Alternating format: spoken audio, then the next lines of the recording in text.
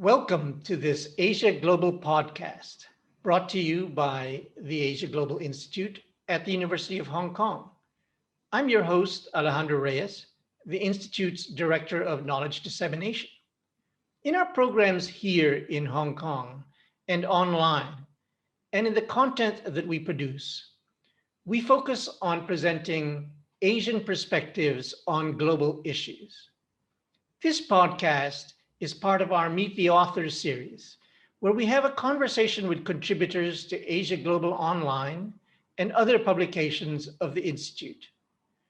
Joining me now from Dubai, one of the United Arab Emirates, is Vasuki Shastry. Vasuki is Associate Fellow in the Asia Pacific program of Chatham House, the Royal Institute of International Affairs. He began his professional career as a journalist in his native India, and then in Singapore and Southeast Asia. He has since held senior positions in communications and public affairs at the International Monetary Fund, the IMF, the Monetary Authority of Singapore, MAS, and Standard Chartered Bank, where he was Global Head of Public Affairs and Sustainability until November 2018. His book, Resurgent Indonesia, From Crisis to Confidence, was published by Straits Times Press in 2018. And he is the author of Has Asia Lost It? Dynamic Past, Turbulent Future, which has just been published by World Scientific. Indeed, Vasuki recently contributed an article to Asia Global Online entitled, An Asian Century is a Long Way Off, which summarized themes in his book. So our discussion on this podcast will focus on the book and the questions that Vasuki poses in the title. Has Asia lost it? Now, astute Asia watchers will no doubt recall that Kishore Mahbubani, the Singapore diplomat, wrote a book called Has the West Lost It? A Provocation, which was published in 2018. So we'll be talking to Vasuki about some of the issues that were brought up by Kishore and that Vasuki has brought up. Vasuki, welcome. Very nice to see you. Thanks for having me, Al. Great. Now, I'm wondering if we could just start with a kind of pet peeve question that I've had and that I asked over the many years.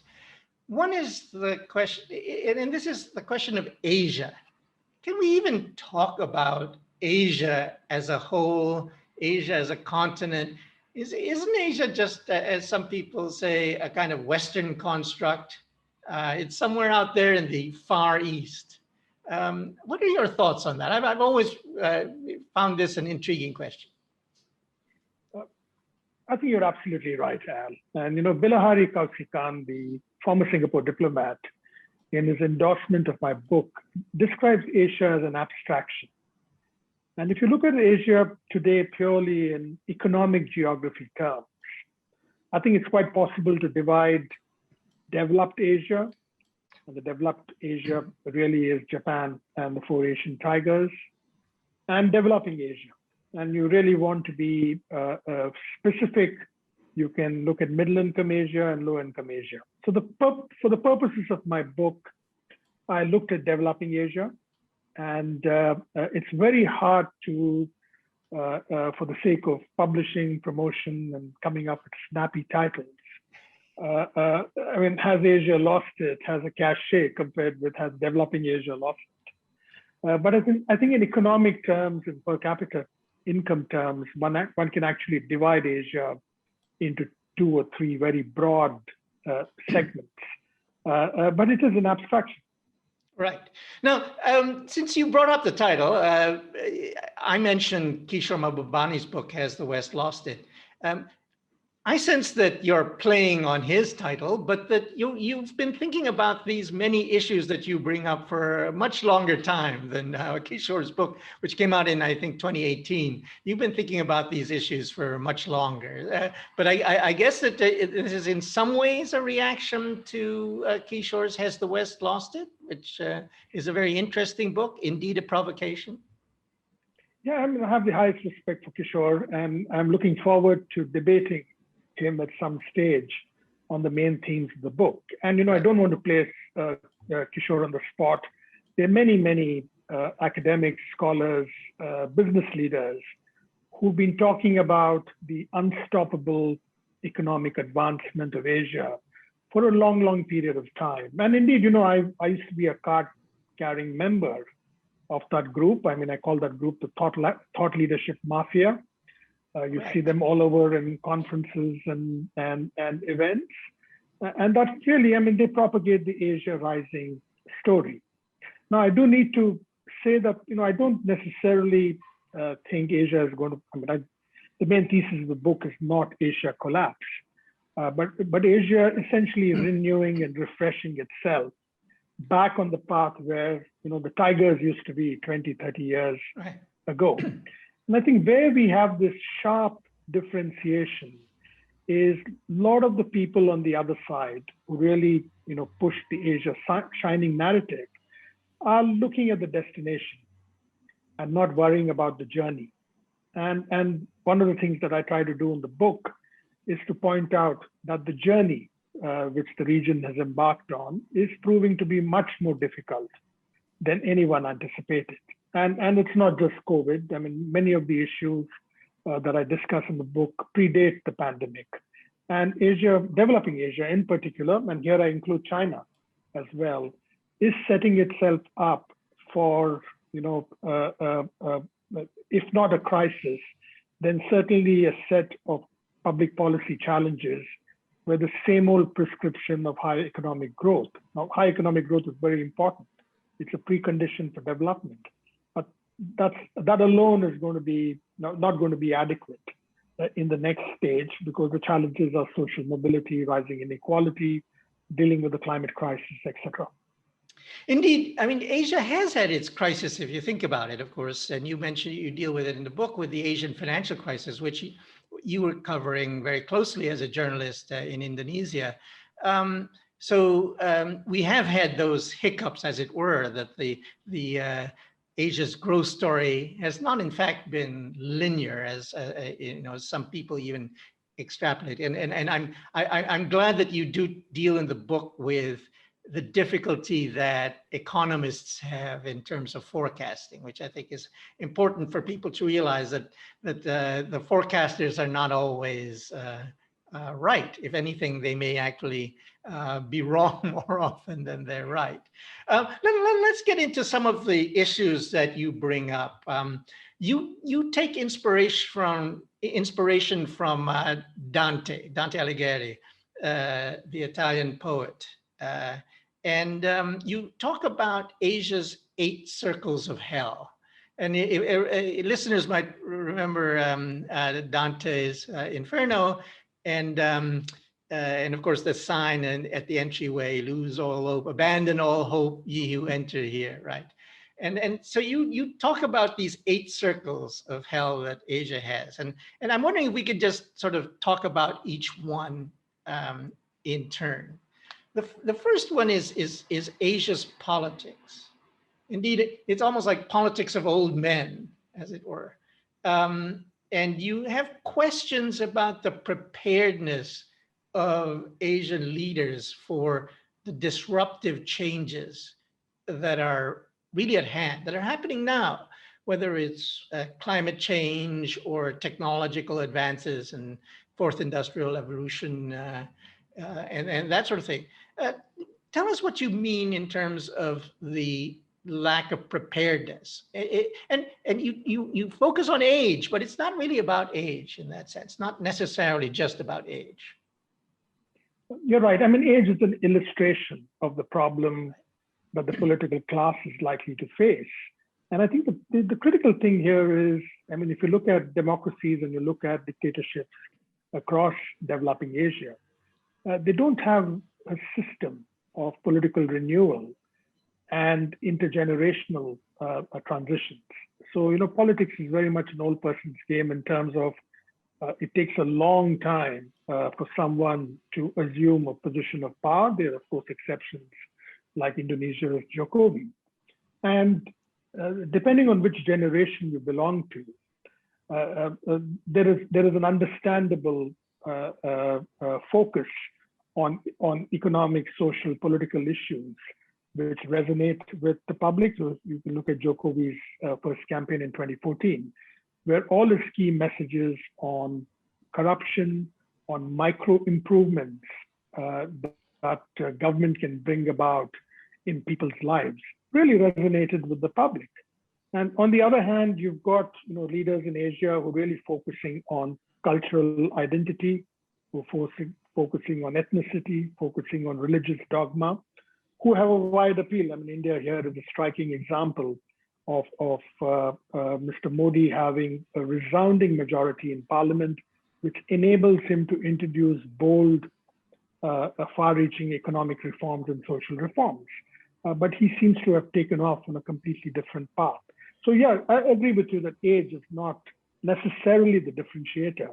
But it does strike me that the youngest leader in Asia today is Kim Jong-un, which is startling, which is really startling that, if the Alibabas and the Grabs and the Gojeks of Asia can have business leaders who are in their 30s, why can't Asia's political class also have a younger generation who will speak to the concerns that the younger generation faces? And, in many respects, what we've seen in Hong Kong, what we've seen certainly in Thailand over the past year, is the manifestation of young people who graduating from elite universities and suddenly finding that employment prospects are not as bright as they thought, or certainly not as bright as their parents' generation.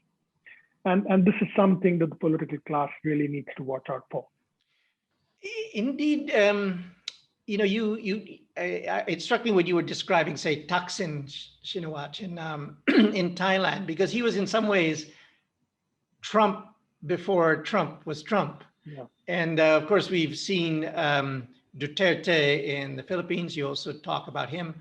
But could one not argue that these politicians have in some ways captured, and I'm going to use a word you don't like, the zeitgeist of their countries, right?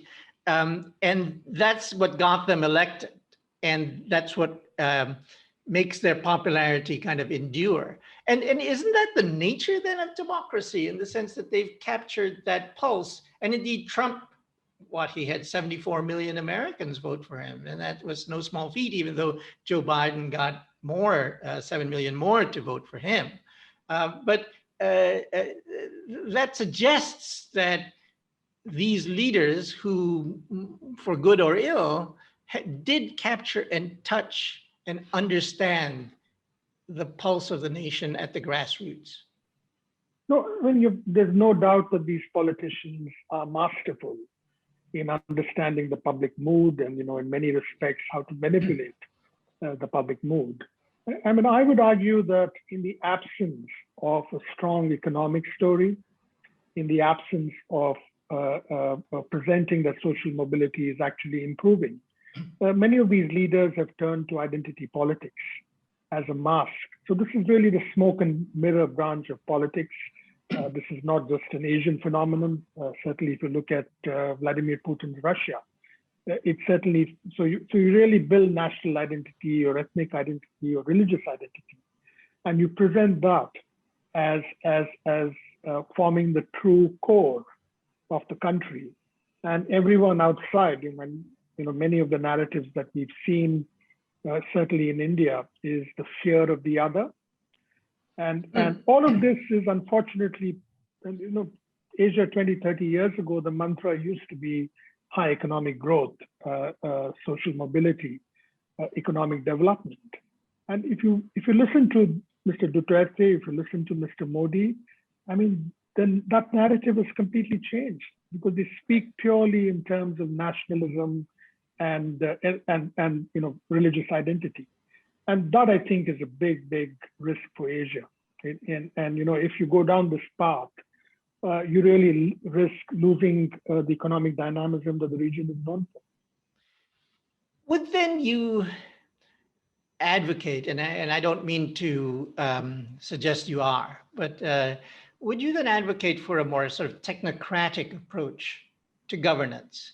and maybe a more of a no nonsense kind of pragmatism that one might say we can find in perhaps say Vietnam or one of some of these countries that are run, indeed maybe China, run along more authoritarian lines, if you will, but are really in some ways about pragmatism and getting certain things done and keeping um, control over social controls in a way to enable the policies to work their way through. If you look at a country like Bangladesh and compare it to Vietnam, and Bangladesh has had high economic growth for the last 2 decades. Indeed, I think much to the annoyance of Indian economists, I think Bangladesh's economic fundamentals, per capita income is actually inching higher than that of India. This is a little known fact outside of South Asia. So Bangladesh has very high rates of economic growth, but has an ossified political system.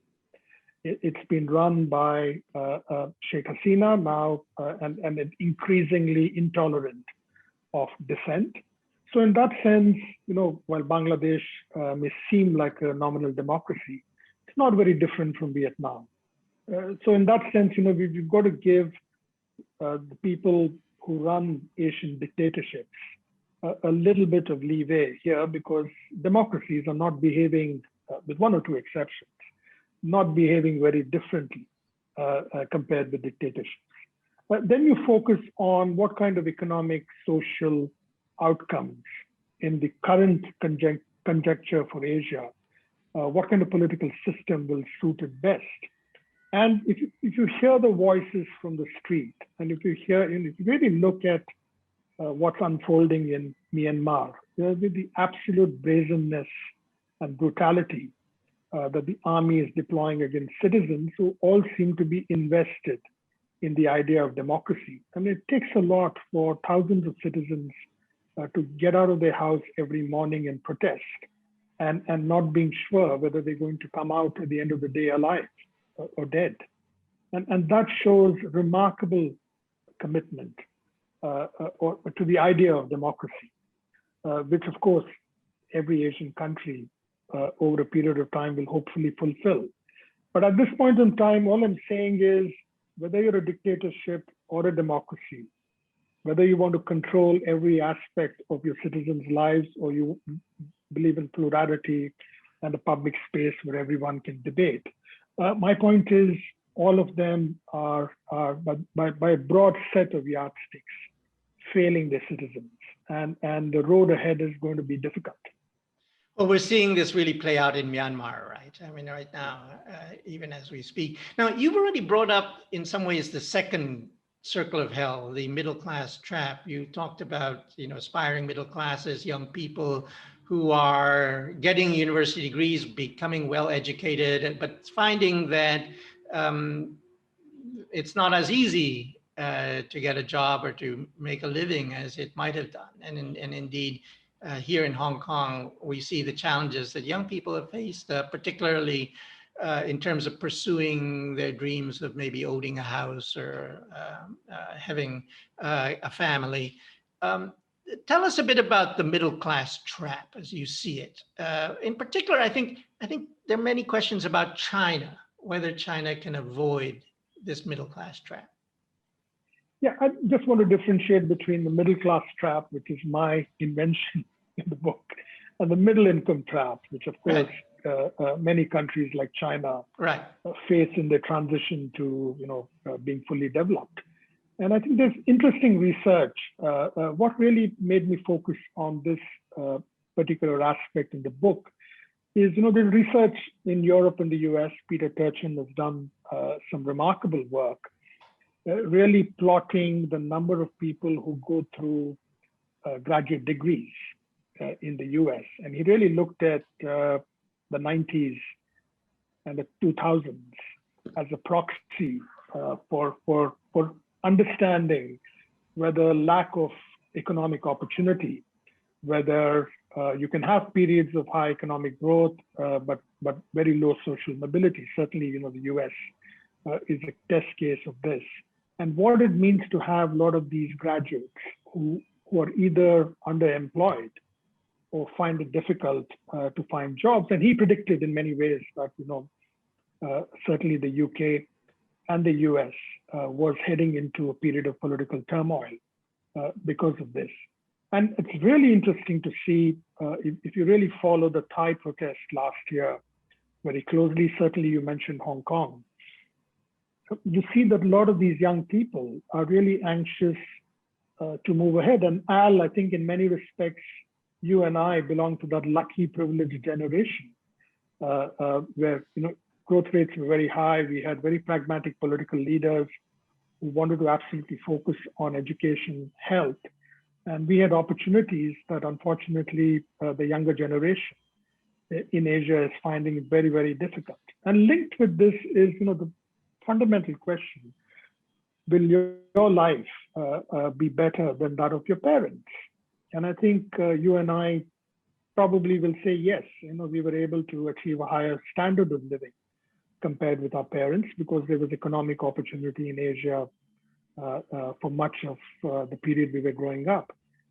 With this generation, it's not sure, and this is not a uniquely Asian phenomenon. I think you speak to young people in Europe, speak to them in the US, and all of them are fretting, they're very anxious about economic opportunity and their ability to do simple things that you and I took for granted, owning a car, owning a home. And it's this middle class trap, which I describe in the book. First of all, the definition of who constitutes middle class in developing Asia is a very nebulous one. You can use all kinds of different methodologies and you'll come up with different numbers. My proposition in the book is the middle class in India, it's wildly inflated. You're probably going to end up with a much modest number of 75 million. China, I think, has been able to break through, but China faces a different set of challenges. China may have a middle class today, but many of China's challenges are non-economic in nature. In a sense, I know that it's all of our collective obsession to worry about whether China's economic growth target for 2021 is 6% or 6.2%, which is kind of meaningless because at 6%, China is adding the size of Australia's GDP every 2 or 3 years, right? So it all depends on base, and but I think China's challenges are, they certainly focused on climate, certainly building that cohesive China, given what's taking place in Xinjiang, and the more critical question: as China begins to scale up the economic ladder, will people's aspirations about what kind of society they want to live in change? And this is an open question. You can have a serious debate on whether or not China can advance to per capita GDP of $20,000 and still retain the existing system. Right. And the evidence outside suggests otherwise. Right. Indeed, I think I suppose one issue for China would be the demographic problem, because as the saying goes, it's getting old before it gets rich, and this will create issues for not only the elderly, of course, but for the middle class, the younger generations as well, in terms of what their future will be like, and it's a big stunning challenge. factoid. Yeah, stunning factoid about China, if you contrast that with Japan, another aging society. And, both Japan and China have very, very high rates of debt to GDP, both of them in excess of 240%. So when you have that level of debt, that level of, that limits the ability of the government to print unlimited amounts of money. Right. And when a society ages, you actually need to devote more money to healthcare and less to education. And that's going to be a very difficult balance for China. Right. Interesting. Now, the third circle of hell that you bring up is Asia's teeming underclass of men and women. And you call them urban cowboys and cowgirls, in large part because you align this idea with urbanization. And you're talking about men and women who've moved to cities in search of better economic prospects. So tell us a bit about this problem, this the urban cowboys and cowgirls, whom I see as kind of collateral damage of globalization, if you will. Yeah, I mean, this is massive collateral damage, right? So if this was a small community of migrants, policymakers could be excused. But if you look at China's dispatch workers, if you look at India's migrant labor, certainly from what you see in Indonesia and other parts of developing Asia, a couple of 100 million migrants who are on the move. Certainly the women, many of them were employed as foreign domestic workers in more developed parts of Asia. And certainly the men are employed, you see them in Singapore, you see them in Hong Kong in the construction sector. And this is in many ways the failure of public policy.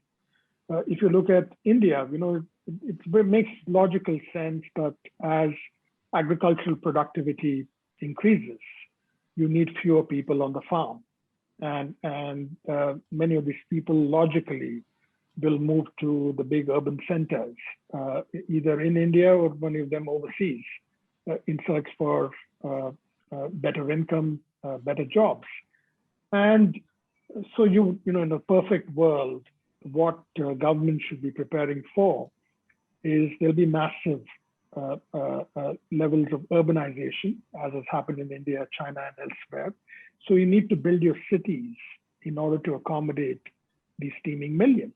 And of course, this has not happened. I would say China is at the low end of the spectrum in terms of the challenges that India and Indonesia and other parts of developing Asia faces. But still, you've got, you go to the slum of Dharavi in Mumbai, you've got literally thousands upon thousands of people, limited access to public services, many of them living alone. And this is the great tragedy of these urban cowboys and cowgirls, that they work alone, they face social dislocation, and there isn't an easy path for them for social mobility, because many of them save the income they earn essentially goes to feed the folks back in the village or town. And at the end of their tenure, they've got very little by way of savings. And I think this is a collective solution for developing and developed Asia to come up with. Interesting. Now, I'm going to go then into the fourth circle of hell, because in some ways, it's the other side of that coin, right? You have the underclass of men and women, and here in some ways you have the overclass, if I could put it that way, the billionaire class that colludes with government, where there's a lot of in the corporatist systems that might exist in many Asian economies. And you focus on the negative impact that this billionaire class, the emergence of this billionaire class, has had on inequality, public policy, the integrity of public policy, environmental and social protections, and corporate governance. We've seen the movie Crazy Rich Asians and the excesses that are somehow glorified in that film. What are you talking about here in terms of the creation of this sort of plutocracy, if you will?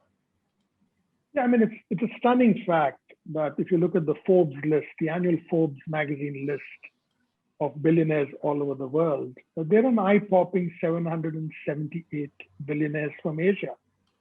A big segment of that is from developing Asia. And I think policymakers and the general public should ask this question, that if you've created an economy which allows so many billionaires to flourish, why is it that the middle class and low middle class and the poor in these very same countries seem to be struggling to make ends meet?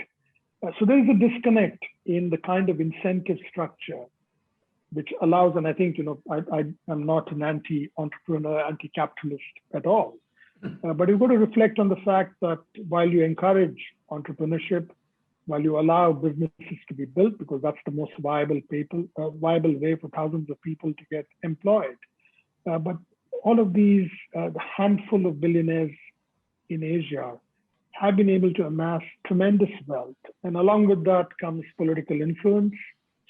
Along with that comes with a certain standing that brooks no criticism. And this is a problem. And this is a problem. This is not a particularly Asian problem. The same thing seems to be happening in the US, many times magnified because of the size of the big tech companies, for example. So at the end of the day, corporate governance is one way of addressing this. But the conflict of interest between the political class and the business class, and Korea in many ways is an outstanding example of what happens when there's an alignment of interest between the business community or a small number of businessmen with the political class. So Asia is getting chaebleized. And the more you have concentration of economic power with a handful of business folks, no doubt all of them are incredibly smart, incredibly entrepreneurial, so this is not a value judgment. But at the same time, how do you explain stalling social mobility and rising inequality? So there's something missing in this recipe. Indeed, this is a problem for practically, I would imagine, or I would guess that for almost every country in the world, this kind of growing inequality within countries. Is there any country that you think is kind of handling this well in Asia? I mean, when we talk about countries that have done well in terms of addressing inequality, we often think of the Scandinavian countries, I suppose, or maybe a country like Canada. In Asia, do we know of any country? What comes to mind for me is South Korea potentially, but that may have changed in recent years. I mean, when we talked about equitable income distribution, we often brought up the example of South Korea. Yeah, I mean, if you look at South Korea, look at Taiwan, and look at Singapore, right? All these countries are facing different level of economic and social pressure. So they're not all alike. Indeed, I think South Korea, in terms of aging, is at one end of the spectrum compared with Taiwan and Singapore. And you contrast this with Hong Kong. And, I devote some time in discussing Hong Kong's iniquitous land sale system, which is probably the single biggest contributor to inequality in the territory. And so how can Hong Kong, and this is a government incredibly well resourced, has considerable reserves in order to spend on social programs, spend on building economic opportunity. And until it was forced to, the Hong Kong authorities took the view that they could endlessly build up these reserves and limit land supply, which favored a small number of billionaires anyway. And compare it, for example, in Singapore, where you've got public housing provision for the population, which is one way of building social mobility. And that probably is a very good model. Singapore still has lots of problems, so does Korea and Taiwan. But I think where we are coming back to is a world where governments have to intervene. Governments have to spend money on social programs, on education and health, and ensure better economic outcomes. Right? So laissez-faire capitalism, I think, had a run in Asia for the last 20, 30 years. But it was laissez-faire capitalism with socialism characteristics, which makes it incredibly messy to describe to someone from outside of the region. But there needs to be this notion that the state has to intervene for better outcomes, which seems to be lost in this entire current set of leaders we have. Isn't there an argument that Singapore is possibly the most successful communist country in the world? I don't know. Let's move on then to the fifth circle of hell that you talk about, which, again, if you take the previous ones, is a kind of, in some ways, additional collateral damage, but maybe not collateral minimizes it, but the environmental devastation, the degradation, which to the environment, which has a disproportionate impact on the poor. And indeed, you start the chapter by focusing on Bali and what tourism has done to that island. So talk about this. Particularly, I know you've had a lot of experience in this area, given your role when you were at Standard Chartered as global head of sustainability. Yeah, I think if you look at Asia as a whole, and if you look at the emission of greenhouse gases, let's just take one simple yardstick. And there isn't any other region in the world which emits GHGs in the same level and intensity as Asia.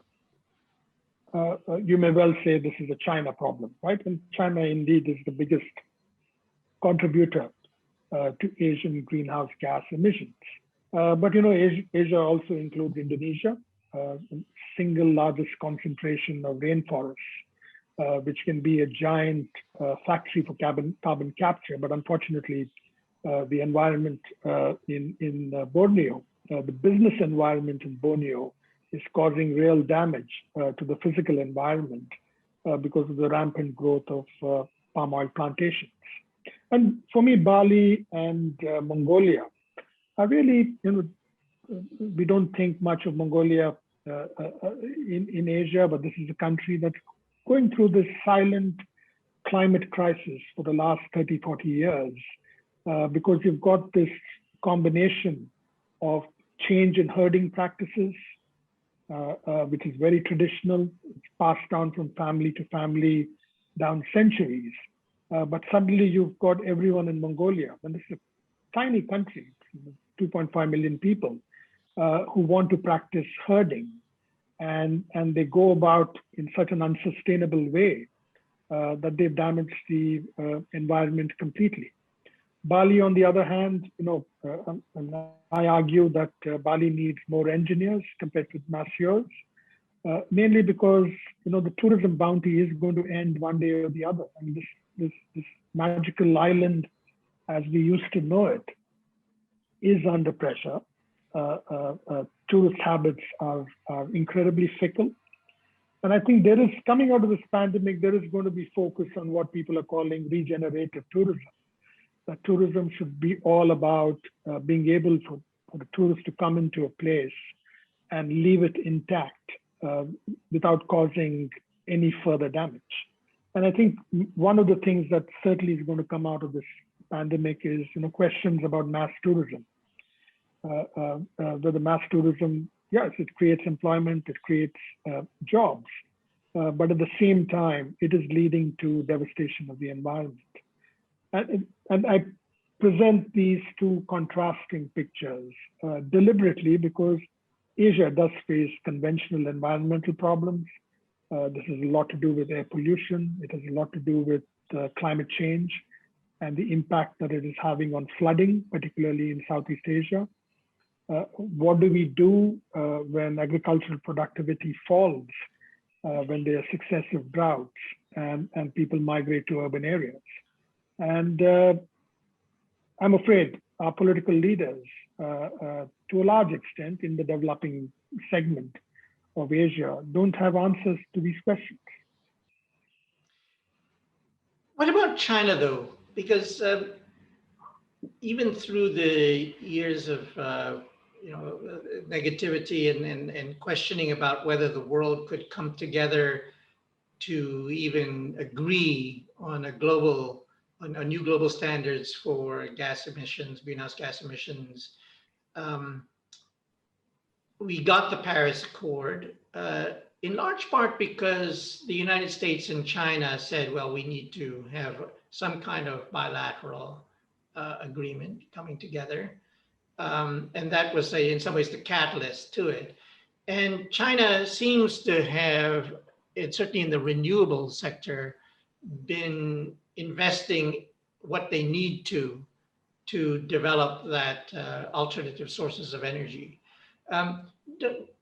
Isn't there hope in that, in the sense that you've got a big country, the biggest emitter of greenhouse gas emissions, that seems to be, even if in a draconian manner, perhaps, trying to take the bull by the horns and do the right thing? Yeah, I mean, if you look at Beijing as a counter argument to what you just noted, and certainly Beijing's fabled air pollution problem, which was there for at least the early stages of Xi Jinping's tenure. And then the government took resolute action, the air quality improved. But more recently, China has been burning coal. And I think China, it's probably in this entire US-China tensions that we saw during the Trump years, China made the calculation that all of the promises that it had made under Paris to implement the climate accord, it could probably take a pause.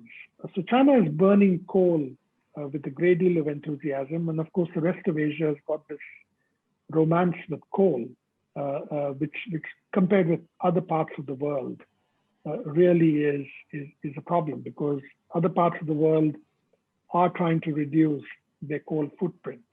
But power generation, for example, notwithstanding all the progress made in renewables, 50 to 60% of new power generation capacity in the region is coming from coal. So how will you find a viable pathway outside of coal if you're still saying that this is the only fuel that you want to burn? And on renewables, both particularly solar, I think China clearly is a leader, and Chinese companies really are world beaters in terms of their ability to generate solar power. But there are issues on how it connects with the national grid. I don't want to get too technical on this, but I think China has an opportunity to reset with the Glasgow summit coming up in November. And the US re-entering Paris Accord is a major development, and hopefully both these countries will find that they need to renew their faith in protecting the planet, and hopefully we'll go back to first principles. Right. Now, I don't want to minimize environmental devastation, because it's a very significant circle of hell that you've outlined there. But let's move on to number 6, which I think is also really a very big issue, especially since we're talking about more than half the population of the world. The widening gender disparity, particularly the disadvantages faced by teenage girls. Talk about this problem, because this really is, in some ways, not just a problem of developing Asia, but really is also a problem in developed countries as well. Yeah, this is the most emotional chapter that I wrote in the book. I mean, when you begin to write a book, you try to be dispassionate, you try to be balanced, you try not to get angry. But this is one chapter which is difficult for me to write, because and much of the anger, by the way, predates the actual writing of this chapter, because I spent 4 or 5 years, thanks to my employment with Standard Chartered Bank, visiting a lot of these charities which work with disadvantaged teenage girls, not only in Asia, but pretty much across the Middle East and Africa as well. But what I saw in Asia was really startling, that despite 30, 40 years of very high rates of economic growth, you still have a problem of mass discrimination against women. And it manifests itself, of course, my focus is on disadvantaged teenage girls in the book. And you see that for them, the bar is even higher in order to make it out of school, mainly because of the social strictures they face, mainly because of the absolutely horrible sexual harassment and violence that they face. And these are teenage girls under 18 years of age who should not be, any society which allows this to happen, has a fundamental problem. And this extends across South Asia, across Southeast Asia. The problems in China have got a lot to do with the one-child policy, where as a public policy, which is really built on Malthusian terms, because I think Deng Xiaoping really worried about China's population growth is getting out of control. And they introduced this one-child policy, which they have subsequently rolled back, but probably too late. So the region, in terms of, you want to bring everyone, male and female, along on your economic and social journey. But Asia is, the startling thing about Asia is you would think economic prosperity, higher economic growth will lead to a relaxation in social strictures. But that is not happening. It's just like inequality, right? Inequality can coexist with high rates of economic growth. So the same thing is happening with discrimination against women. And teenage girls find it the hardest to make it through school. Many of them essentially drop out after they graduate from school. So because of that, they're deprived of jobs in the modern economy. And this discrimination persists generation after generation. The thing that I found in discussing gender disparities is really, I think the important thing to understand is of course that it connects with so many different issues. It's a public safety issue, it's a healthcare issue, it's an education issue, it's a whole panoply of different areas of aspects of life that are involved in this. It's a governance issue. Often I keep coming back to the issue of say water management, and often you have the women and girls in particular who are given the task of fetching the water, but then when it comes to the actual management of its allocation, they have no say, right? That it's the men who really control all of that. And then the nexus of water with energy, the nexus of water with food security, again, such a complex thing that then all comes down to, in some ways, connections with gender, right? So I think this is a really important one, and I can see, why you were so. This was such an important chapter for you, and of course, you having your own a daughter who's certainly that must have resonated. I'm wondering then about the seventh circle, because this again adds a different layer to all the issues that we've been talking about. What you call sort of raging internal mutinies, a cocktail of ism, separatism, religious identity, and indeed, in some ways, one would have liked to have seen feminism as possibly a welcome ism in that among the internal mutinies. But talk about some of these internal mutinies, as you call them, and indeed you touch on some that are at the moment somewhat controversial, like the Uyghur communities. Yeah, I was struck by Myanmar historian and diplomat Tham Minh Tu's comment that from independence in 1948, Myanmar has not had a single year of peace. That the insurgencies in the country have been raging on from independence downwards without a resolution. So that really gives you a sense of a country permanent state of mutiny, battling these insurgencies. That creates a set of bad behaviors and incentives for the political class and for the army, and the state's inability. And if you look at the kind of insurgencies, certainly in the Philippines, you've got two kinds. You've got Islamic militants. You also have those who are fighting for greater autonomy simultaneously in Mindanao. If you look at Indonesia, Indonesia is a textbook example of how you can resolve internal insurgency in the form of Aceh. Also a textbook example of what not to do, right? The East Timor referendum of 1999, where the army did not like the outcome and then went about butchering thousands of people. Obviously, that's something not to do. And India has had this long issue on Kashmir, and an equal measure problem with Naxalites. These are local Maoist insurgents who control territory, who control populations in a section of central and South India, certainly in the east as well. And these are permanent insurgencies. This is not a simple case where you can negotiate and offer up greater autonomy or more freedoms, more resources, and these insurgencies don't go away. And what struck me on Xinjiang, taking all of this together, and then you've got Xinjiang, population of 12 million.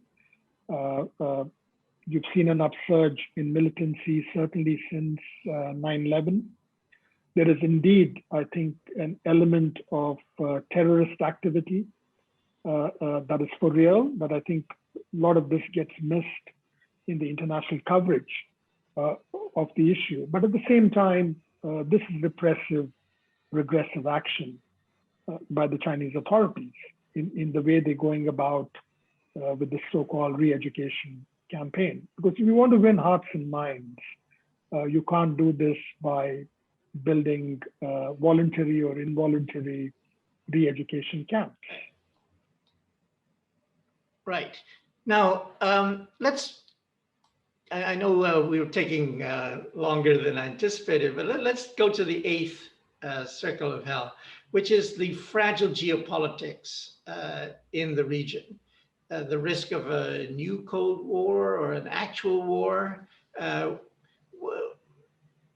I guess my question here might be, are we heading towards some kind of a decoupling of geopolitics, a geopolitical decoupling of into two camps, a kind of democracies or maybe hard democracies, if you will, versus sort of authoritarian states?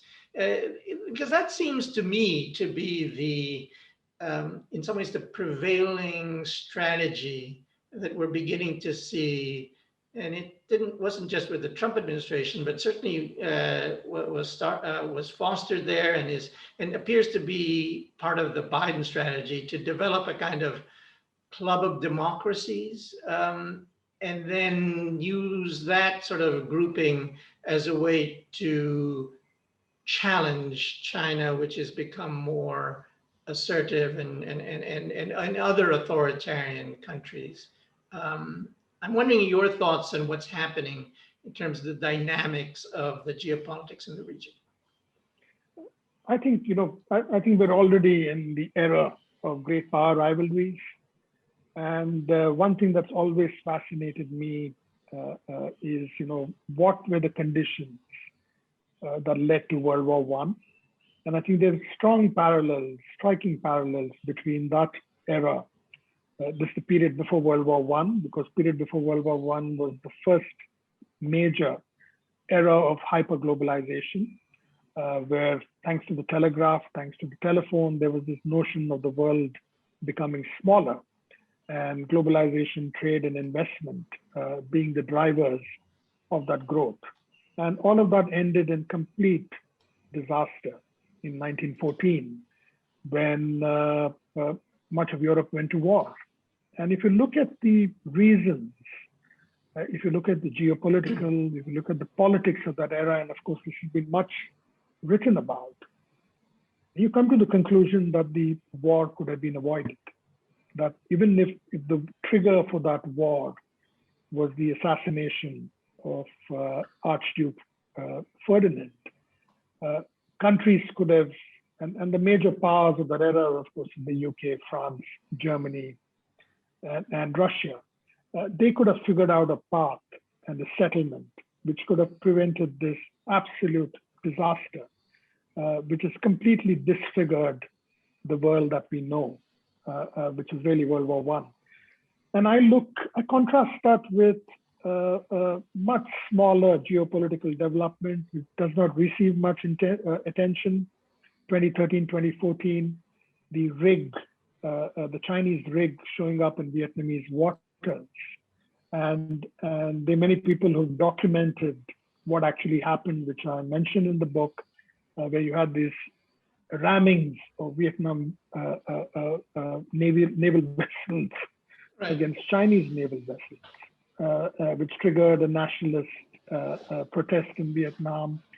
It's this kind of thing, we certainly don't want Asia to sleepwalk through another world war. And whether or not that happens through economic decoupling or political decoupling, I think countries now should be mature enough to say they absolutely want to prevent. I think economic decoupling will be a disaster for Asia. You can't divide up the region between two superpower spheres of influence. That was possible with the Soviet Union because the US and USSR did not trade much with each other. But the links between China and the US are so interconnected that decoupling would be a disaster and probably would set the conditions for another war. Right. Now, going forward, thinking about these circles of hell, which, back in the day when I was thinking about what are the problems that exist in this part of the world, especially around the time of the Asian financial crisis, in some ways, this is the kind of Asia you don't want to know, right? The Asia that many people try to maybe gloss over these many issues. You now talk about how you end the book by going back to Asian values, and I quickly say that you're not kind of rehashing the old debate from the 1990s, the tiresome debate in the 1990s, but you talk about a refreshing of the values and defining sort of new guideposts is the word you use. And there's 6 that you come up with. The role of government is to deliver progress and prosperity to all citizens, regardless of race, religion, caste, creed, sexual orientation, ethnicity, and gender. An informed citizenry is well within its rights to exercise oversight and demand transparency and accountability. The state has a moral constitutional obligation to help the poor and disadvantaged groups like migrant workers, minorities, and women. 4th, entrepreneurship and billionaires are encouraged, but not at the expense of subverting public policy and state capture. 5, societal rights should include the right to education, health, a clean environment, human rights, and access to economic opportunity for all. And 6, the politics is a meritocracy, not a preserve of the privileged. When I read this, I thought, oh, this is interesting. But in some ways, I thought, well, these are in some ways not just sort of guideposts for Asia, but really are guideposts for the United States, for Canada, for Europe, for all the countries that are struggling with some variant of the problems you kind of identify. And I'm wondering if you could talk about how you might see these values, these guideposts kind of implemented. Yeah, I was never a big fan, as you just mentioned, of the old Asian values debate of the 1990s, because they were in many ways created after the fact.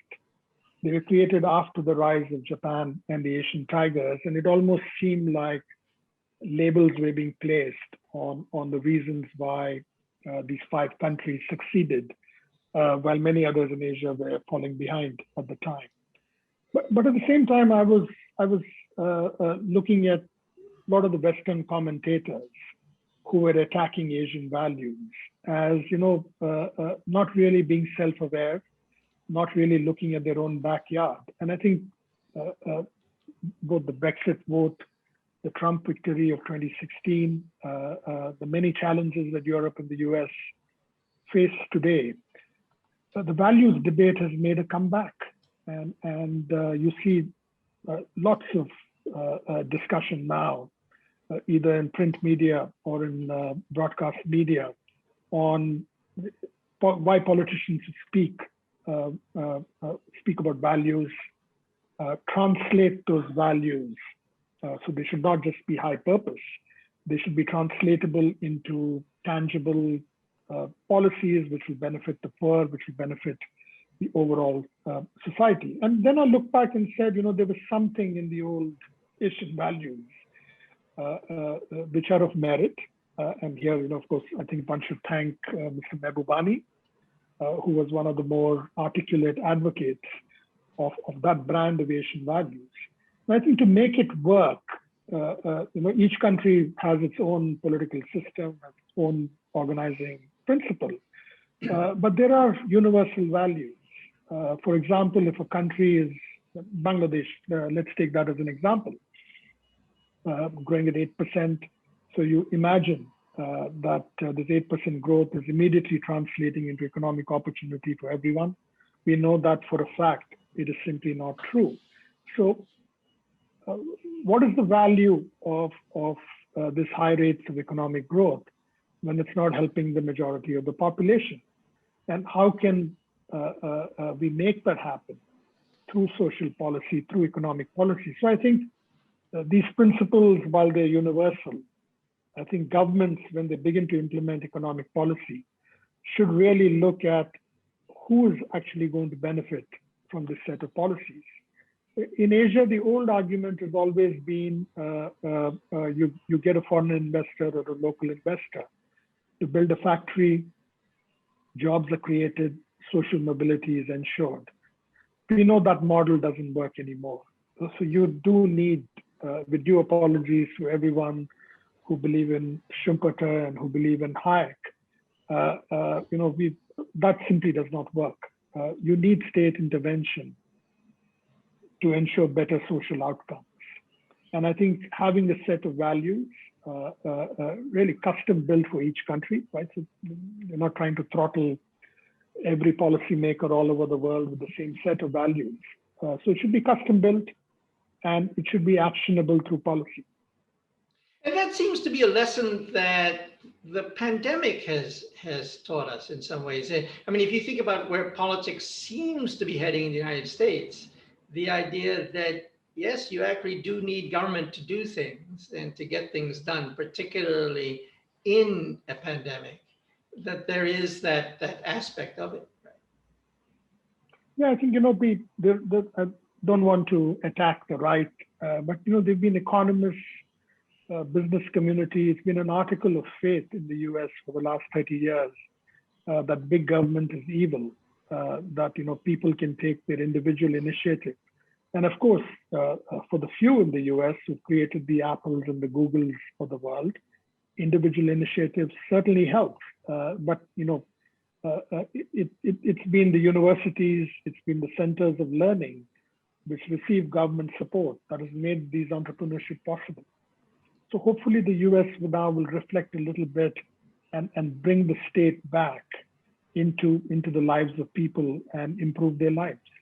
Now, going forward, the impact of the COVID-19 pandemic, what are your thoughts about what will be lasting? From my perspective, often right after a crisis, people will say, yes, well, this is going to change things. This is the game changer. There's going to be a big grand reset. But will it really happen, do you think? Will there be something lasting that will change? Yeah, pandemics and natural disasters have a way of impacting societies, and it happens almost in a stealth-like fashion. So I think we are in the immediate aftermath, hopefully, of the pandemic. So things may not seem to change. Human behaviors will come back. People will once again rush back into movie theaters, into restaurants.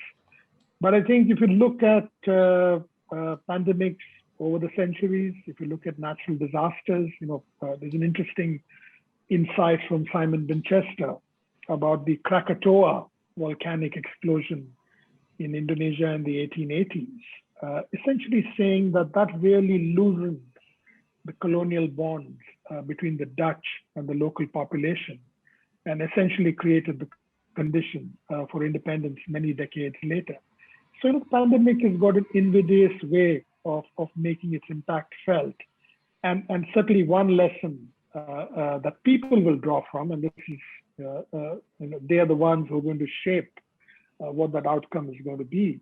I think a lot of people will reflect upon the quality of support from government in the ability to contain the pandemic. Those governments which are successful in really containing the pandemic, I think will be rewarded.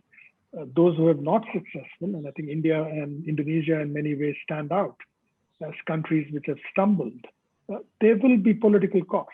But how and when it's going to manifest itself is very, very difficult to predict. Thank you. Now, Vasuki, I'm going to close by just asking you about your closing sentence, which is, the problem with Asia today is that for every problem, policymakers are deploying multiple hammers and nails, damaging Asia's delicate social fabric.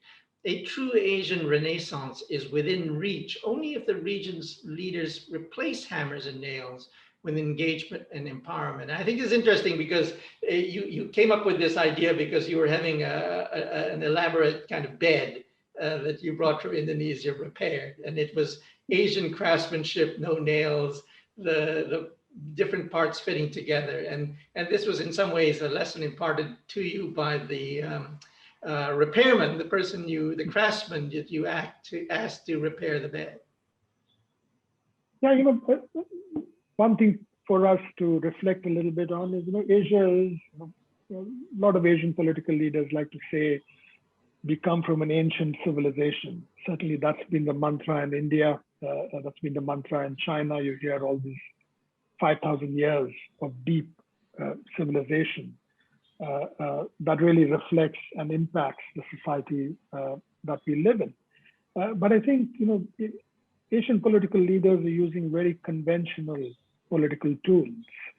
And certainly what we've seen in democracies is they don't like what they hear, then they go after the critics.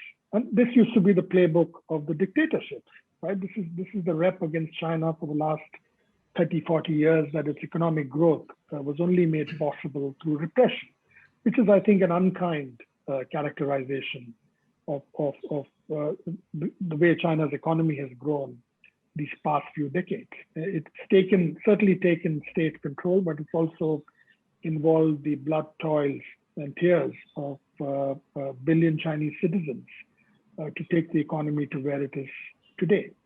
I think we need that new generation of political leaders who are able to reflect, who are able to engage and talk to their population about hopes, aspirations, and challenges, to produce, to really communicate to them with candor, with honesty, and to introduce public policies that have better economic outcomes for everyone. And I think that was really, in effect, was the recipe for the first Asian miracle, which saw the rise of Japan and the Asian tigers.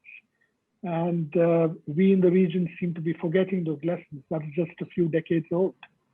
And in renewing that, so I'm not just talking about tools of political oppression, but I think what made Asian miracle possible is the majority of the population believed in the journey, and they believed that they were able to get to the destination. That's not the case in Asia today. Well, that's really the best way to end our conversation, Vasuki. I have to say, I really enjoyed reading your book, quite insightful. I recognized, in fact, some of the themes that you bring up, in large part because we've discussed them or you've written about them in the past, but it was really enlightening, I think, to put it all together in really a very satisfying, easy read, but really substantial. And I like the fact that also you take us pretty much around the world, not just in Asia, to get the insights that you bring forward, all the way from Davos to Dhaka to, all sorts of places that you learned a lot in your travels. So thank you very much for your time. Very generous. We've gone way over the time I anticipated. So thank you for that. I commend to our listeners, readers, I commend Vasuki's book to you. please go to AsiaGlobal Online, go to the AsiaGlobal Institute website, look for Vasuki's article on the Asian century is still a long way off, and read the book, How Asia Lost It, Dynamic Past, Turbulent Future, published by World Scientific, just published by World Scientific. So Vasuki, thank you very much. Lovely to see you, and hope soon to be able to see you in person. Absolutely, Al. Thank you so much for your validation and support. It means a lot. Great. So thank you. Thank you.